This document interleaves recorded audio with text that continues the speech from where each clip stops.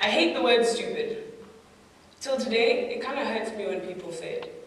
I mean, it's such a mean word. My hate for it started when I was in primary school.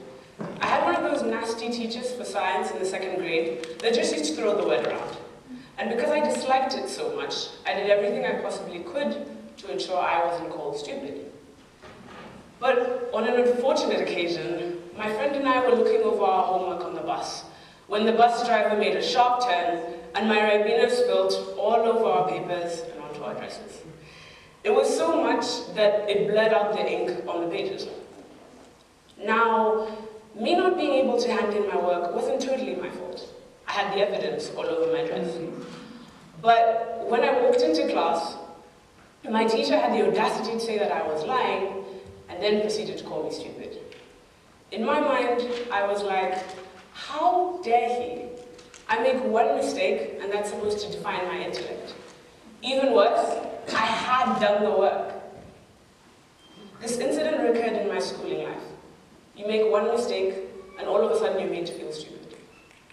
If you weren't that one kind of smart, you know, the kind that put their hands up all the time, calculated things as quickly as possible, consistently got the good grade, and didn't spill their juice, then you were smart. I've had some really good times in my schooling life, but just like anybody else, I've had some really awful times as well. And as I've gotten older, there's certain things about the system that drive me nuts, and have led me to ask, why am I here? Why are any of us here? Whilst attempting to unpack this question, I couldn't come up with an honest answer. I settled with, I want to get an education. But to be quite frankly honest, I don't really know what that means. So instead of getting lost in the world of ifs and whys, I came to terms with it. Whether I like it or not, I'm here. So I'm not urging you to start a revolution to demolish this education system, but rather I urge you to think critically about why you are here and to be active in your own learning. Firstly, don't let yourself feel stupid. The education system is more achievement-centered than content-focused, and at the end of the term, I ask, what did you get in terms of points, rather than what have you learned? Because it's about getting that A, or that 7, or that diploma. But your intelligence doesn't have to be defined by a number, or within the confines of a classroom. But we're all good at something, so maybe your intellectual capabilities lie there. What if our syllabus included things like cooking, or creative writing, or imagination class, or survival skills? I don't know, any one of those things. Don't you think it would be kind of different? Anyway, what I'm trying to say is it's not about what the system deems you as, but rather what you deem yourself as. The best advice I got from a friend in a subject I wasn't doing too well in was, just tell yourself you're good at it. And funny enough, my grade improved a lot. It's easy to get caught up in the short-termness of school, whether it's your test score, or your term grade, or your ranking. By all means, they're important, but they're simply a means to something else. And what I think is more important is making progress. Now, my favorite person in the world is my little brother, Kwesi. And if you haven't had the opportunity of meeting him, I'm sorry to tell you, but you're missing something in your life. Anyway, at Kwesi's school, at the end of every term, there's an opportunity to win awards. There's the Attainment Award, and then there's the Progress Award. Now, Kwesi has won the Progress Award 3 times in a row.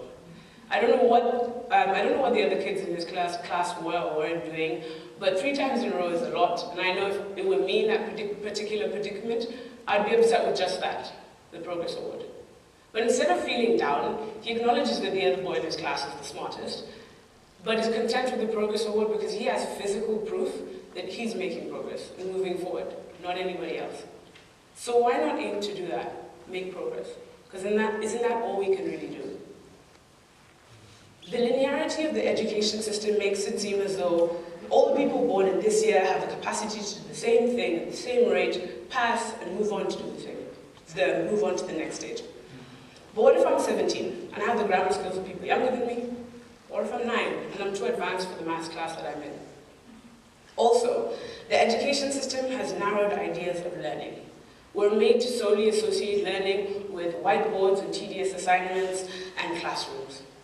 But I believe that the best way to learn is through experience. So I was lucky enough to go to a summer camp in Switzerland that aimed to help kids with their French.